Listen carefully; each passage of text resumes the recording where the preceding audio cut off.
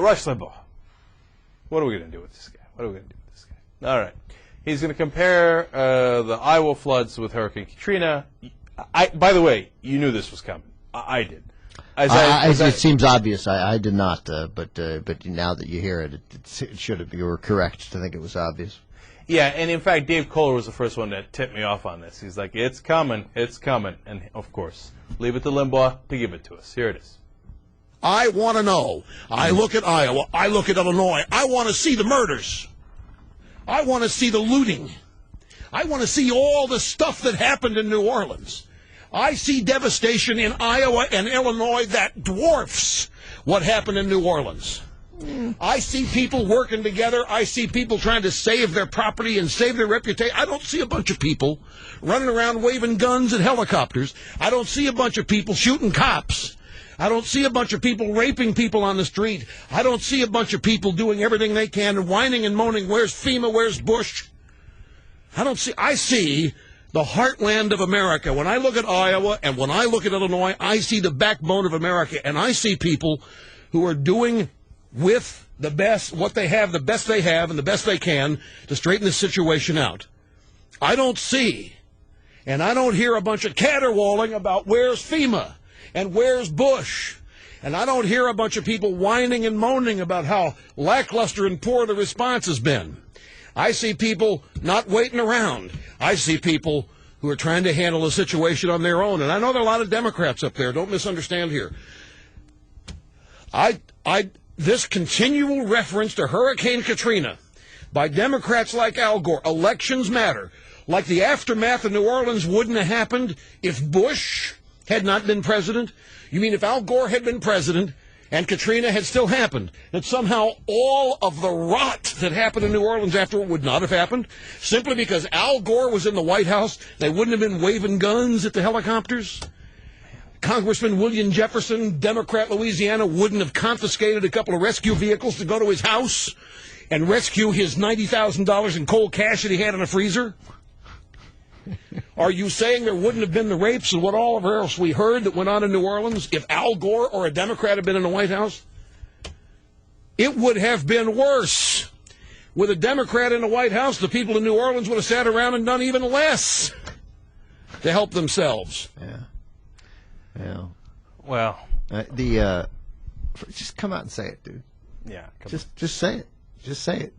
I mean, he's real close. He's right on the edge. You know, the heartland of America. The good people from the heartland of Iowa and a little bit of Illinois, but not all of Illinois. White people. Not like those whining, moaning people down in New Orleans who are always looking for government help. Just say it, man. Say it! Say it!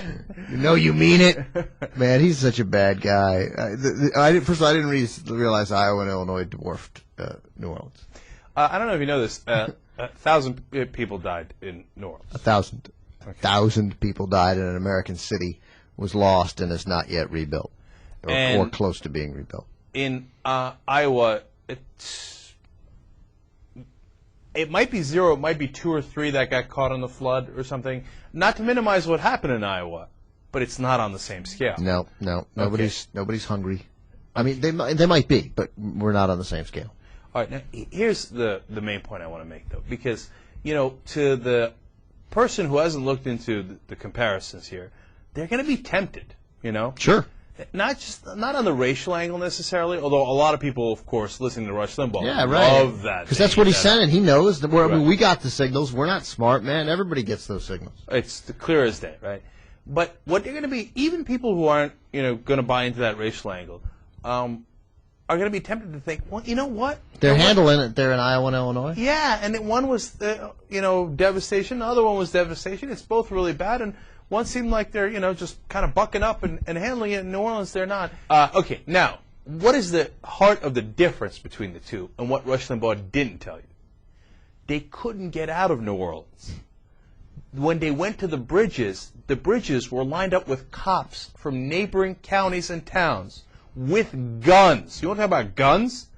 And they held the people back at bay with guns and said, you are not allowed to enter our city. They had to go back into the flooded area. They had to go back into the devastation. and they had no food, and they had no access to the outside world because there was people that were standing on those bridges with guns preventing them from leaving the city.